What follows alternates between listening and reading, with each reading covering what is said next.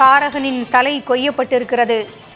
முருகப்பெருமான் தனது வெற்றிவேலையும் வீரவேலையும் கொண்டு சூரனினுடைய அடுத்த முகத்தை எதிர்நோக்கி காத்திருக்கிறார். நமது சிறப்பு விருந்தினர் ஆன்மீக சொற்பொழிவாளர் சுமதி ஸ்ரீ இணைஞ்சிருக்கிறீங்க. சுமதி ஸ்ரீ, தற்பொழுது என்ன நடந்து கொண்டிருக்கிறது விளக்க முடியுமா? சூரபதுமனுடைய படை வீரர்கள் அத்தனை பேரும் இறந்து போனார்கள். அவனுடைய மகன் பிள்ளைகள் பானுகோபன் உட்பட எல்லோரும் இறந்து போனார்கள். மிஞ்சி இருந்தது 3 பேர். ஒருத்தன் தாரகாசுரன், அவனுடைய வதத்தை தான் இப்போது பார்த்தோம். இன்னொருவன் சிங்கமுகாசுரன், அடுத்தது சூரபதுமன். இப்ப முருகப்பெருமான் தாரகாசுரனை வதம் செய்தாரே, இந்த தாரகாசுரன் வைகுந்தத்துக்கு போனான். போயிட்டு பெருமாளினுடைய கௌஸ்துவம் மணியை தூக்கிட்டு வந்துட்டான். அவ்வளவு ஆணவம் கொடுங்கோலனாக இருந்தவன் தாரகாசுரன். இந்த தாரகாசுரன் வதம் முடிந்த பிறகு அவனுக்கு ஒரு பையன் அசுரேந்திரன்னு பேரு. நாங்கெல்லாம் என்னங்க பேச்சாளர்கள், இந்த மாதிரி அசுரர்கள் கிட்ட கத்துக்கணும் எப்படி பேசுறதுன்றத. இப்ப தாரகாசுரனை முருகப்பெருமான் வதம் பண்ணிட்டார். இத ஓடி வந்து சூரபதுமன் கிட்ட தாரகாசுரனுடைய பையன் அசுரேந்திரன் எப்படி சொன்னான் தெரியுமா? பெரியப்பா பெரியப்பா, எங்க அப்பாவை முருகன் கொன்னுட்டான்னு சொல்லல. என்ன சொன்னா தெரியுமா? பெரியப்பா, உங்க தம்பிய முருகன் கொன்னுட்டான். இதெல்லாம் பேச கத்துக்கணும். இப்பதான் சூரபதுமனுக்கு கோபம் வருது. எங்க அப்பா செத்து போயிட்டாருன்னா சூரபதுமன், உங்க அப்பா செத்து போயிட்டானா அந்த பாசம் கூட வந்திருக்குமான்னு தெரியல. ஆனா உன் தம்பிய முருகன் கொன்னுட்டான் அப்படின்னு அசுரேந்திரன் சொன்ன உடனே சூரபதுமனுக்கு அவ்வளவு கோபம் வருது. இப்போது தாரகாசுரனுடைய வதம் நிகழ்ந்ததை நாம் பார்த்தோம். இறைவனை நாம் அடைவதற்கு 3 விஷயங்கள் தடையா இருக்கு. ஆணவம், கன்மம், மாயை. ஆணவம்னா என்ன அப்படின்னா, நான் தான் எல்லாம், எனக்கு அப்புறம் தான் எல்லாம். சூரபதுமன் அந்த ஆணவத்தோடு இருந்தவன். தன்னை ஒரு பெரிய சூரபத்மன் ஆணவத்தோடு இருந்திருக்கிறான். தனது சகோதரர்களை எல்லாம் முருகன் கொல்கின்ற அந்த காட்சியையும் பார்க்கிறான். அவன் அங்கிருந்து சிங்கபுரிக்கு செல்கிறான். இத்தனையும் தன் கண்முன்னால் பார்த்த பிறகும் கூட முருகனுக்கு அவன் பணியவில்லையே, என்ன காரணம்? அதுதான் ஆணவம். அதுதான் ஆணவம். இத்தனைக்கு முருகன் விஸ்வரூபம் கொடுக்கிறான்.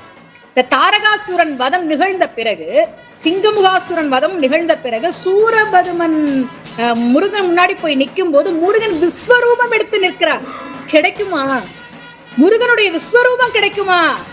தேவர்களின் தலைவனான இந்திரனுக்கு கிடைக்காத முருக விஸ்வரூபம் சூரபதுமனுக்கு கிடைச்சது. ஆனா அவன் உணரல, இது தெய்வம் அப்படின்றத உணரல. அப்ப என்னன்னா, நம்ம கிட்ட ஆணவம் இருக்கிற வரைக்கும் தெய்வத்தை நாம் உணர முடியாது. இதனையும் எடுத்த உடனே எல்லாம் முருகன் போர் செய்யலையே. வீரபாகுவை தூது அனுப்பினாரே. இந்த திருச்செந்தூருக்கே வீரபாகு சேத்திரம் தான் பேரு. வீரபாகு தேவர் சூரபதுமன் கிட்ட தூது போறப்பா, தேவர்களை நீ சிறை வச்சிருக்க, விட்டுடு, தேவர்களின் தலைவனான இந்திரனுக்கு கொடுக்க வேண்டிய தேவலோக பதவியை கொடுத்துடு, இவ்வளவும் வீரபாகு சொன்னானே. அப்போது கூட திருந்தாதவன் சூரபதுமன். இந்த தாரகாசுரன் அப்படின்றது என்ன குறிக்குதுன்னா மாயை. நம்ம எல்லாரும் என்ன நினைச்சுக்கிறோம்னா, இந்த உலகத்துல கடவுள் தான் நிரந்தரம் அப்படின்றத மறந்துட்டு எல்லாமே நிரந்தரம். என்கிட்ட இருக்க பொருட்கள் நிரந்தரம், என்கிட்ட இருக்கக்கூடிய புகழ் நிரந்தரம், என்கிட்ட இருக்கக்கூடிய இளமை நிரந்தரம். எவ்வளவு அழகானவங்களா இருந்தாலும் வாழ்க்கையில முதுமை வரும். எவ்வளவு ஆரோக்கியமானவங்களாக இருந்தாலும் வாழ்க்கையில முதுமையில உடம்பு தளரும். இதுதான் நிரந்தரம்னு ஒரு மாயைக்குள்ள போய் நம்ம சிக்கிக்கிறோம்ல. அந்த மாயையிலிருந்து நாம வெளியில வருகிற போதுதான் இறைவனை நோக்கி முதல் அடியை நாம் எடுத்து வைக்கிறோம் என்பதுதான் இப்போது நடந்து முடிந்த அந்த தாரகாசுரன் வதம் நமக்கு சொல்கிற செய்தி. இறைவனை அடைகிறதுக்கு 3 விஷயம் நமக்கு தடையா இருக்கு. ஆணவம், கன்மம், மாயை. ஆணவம் அவ்வளவு சீக்கிரத்துல போகாது, அது கடைசியா தான் போகும். முதலில் மாயை போனால் இறைவனை நோக்கி நாம் முதல் அடி எடுத்து வைக்கிறோம். அதான் இந்த சின்முத்திரை இருக்குல்ல, சின்முத்திரை இப்படி வைப்பாங்க. இந்த சின்முத்திரை அப்படின்றதுக்கு என்ன விளக்கம் அப்படின்னா, இந்த 3 இருக்கே, ஆணவம், கன்மம், மாயை, இது 3. இதுதான் நாம இந்த உலகத்துல இருக்கக்கூடிய ஆத்மா. இதுதான் கடவுள். நாம என்ன பண்ணணும்னா, இந்த கடவுள் கூட சேராம இந்த 3 பொருட்கள் கூட சேர்ந்துகிட்டு இருக்கிறோம். கடவுள் கூட இந்த ஆணவம், கன்மம், மாயையை விட்டுட்டு நாம வந்து சேரணும் அப்படின்றத சொல்றதுதான் சின்முத்திரை. அதுதான் சூரசம்ஹாரனுடைய வதமும் நமக்கு தெளிவுபடுத்துகிறது. தற்போது தாரகாசுரன் வதம் நிகழ்ந்து முடிந்திருக்கிறது. இப்ப 2 பேர் தான் மீதி இருக்கிறாங்க. ஒருவன் சூரபதுமன், இன்னொன்னு சிங்கமுகாசுரன். அந்த சிங்கமுகாசுரனை நம்ம பார்க்கும்போது ஒரு சிங்க முகத்தோட தான் பார்க்கிறோம். இப்ப வருவான் அடுத்து. நம்ம பார்க்கும்போது ஒரு சிங்க முகத்தை பார்க்கிறோம். ஆனா கச்சியப்பர் என்ன தெரியுமா எழுதுறார் கந்தபுராணத்துல? 1000 சிங்க முகங்களையும், 1000 முகம் அவனுக்கு, 2000 கைகளையும் கொண்டு முருகன் கிட்ட வந்தான். சிங்கமுகாசுரன்னா ஒரு முகம் இல்ல, 1000 முகம், 2000 கை. அதோட வந்து முருகப்பெருமானை பயமுறுத்துவது போல வருவான். இப்ப அந்த வதம் நடக்கும்போது நம்ம பார்க்கலாம். சிங்கமுகாசுரன் முருகன் முன்னாடி போய் நின்னு இந்த பக்கமும் அந்த பக்கமும் சுத்துவான். இந்த சுத்துறது இருக்குல்ல, தாரகாசுரன் முருகனை சுத்தி வரான், அடுத்து சிங்கமுகாசுரன், சூரபத்மன் எல்லாருமே முருகனை சுத்தி வருவாங்க.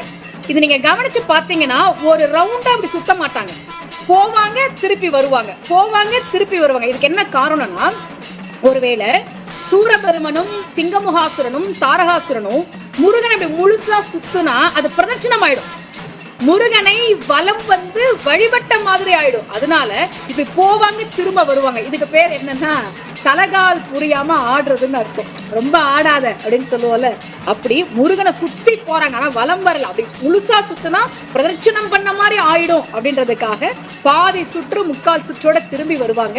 அப்படி ஆணவம், கண்மம், மாயை இந்த மூன்றிலிருந்து நாம் விடுபடுகிற போதுதான் இறைவனுடைய திருவடியை நாம் சேர முடியும், இறைவனுக்கு பிடித்தவர்களாக நாம் இருக்க முடியும், இறைவன் நம்மை ஆட்கொள்வான் அப்படின்னு சொல்றதுதான் சூரசம்ஹாரம். தாரகாசுரன் வதம் முடிந்திருக்கிறது, அடுத்தது சிங்கமுகாசுரன் வதம் நடக்க இருக்கு.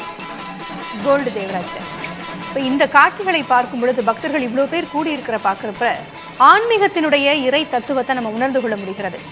யாரிடமாவது தனக்கு ஆட்கொள்வதற்கு வேண்டும், சரணாகதி தத்துவத்தை நாங்கள் கடைபிடிக்க வேண்டும் என்று இத்தனை பக்தர்களும் இங்கு இருக்கிறார்கள்.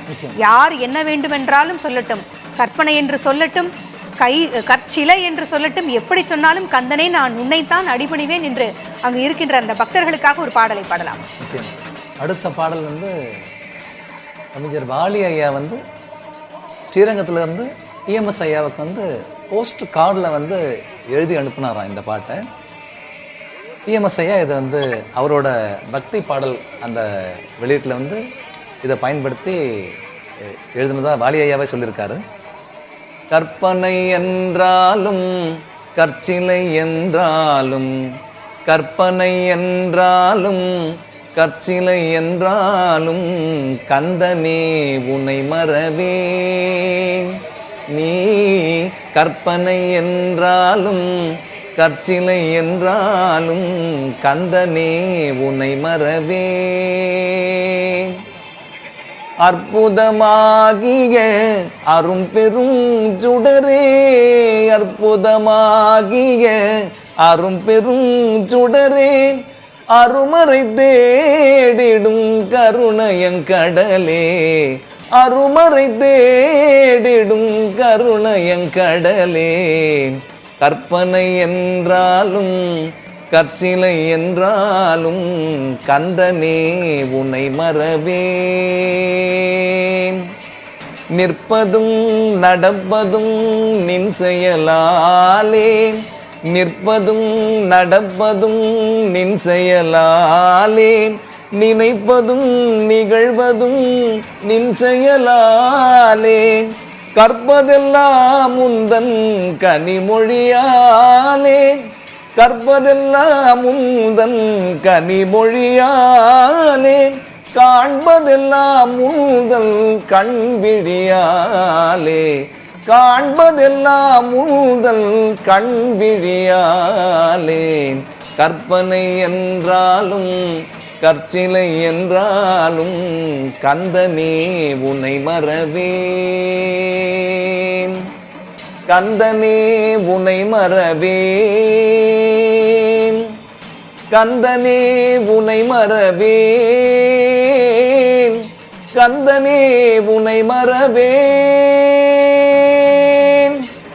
நன்றி.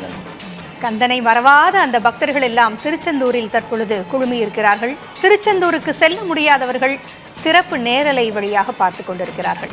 வில்லிசை கலைஞர் மாதவி இணைஞ்சிருக்கிறீங்க. தைப்பூச திருநாளாக இருந்தாலும் சரி, சூரசம்ஹாரமாக இருந்தாலும் சரி, முருகனுக்கு உகந்த எந்த நாளாக இருந்தாலும் சரி, தேரில் எழுந்தருளி பக்தர்களை காத்தருள்வதே அந்த முருகனினுடைய தலையாய கடமையாக கொண்டிருக்கிறான் முருகன். நல்ல வட்ட பொட்டை வைத்து வந்து கொண்டிருக்கக்கூடிய அந்த முருகனை பற்றி பாட முடியுமா?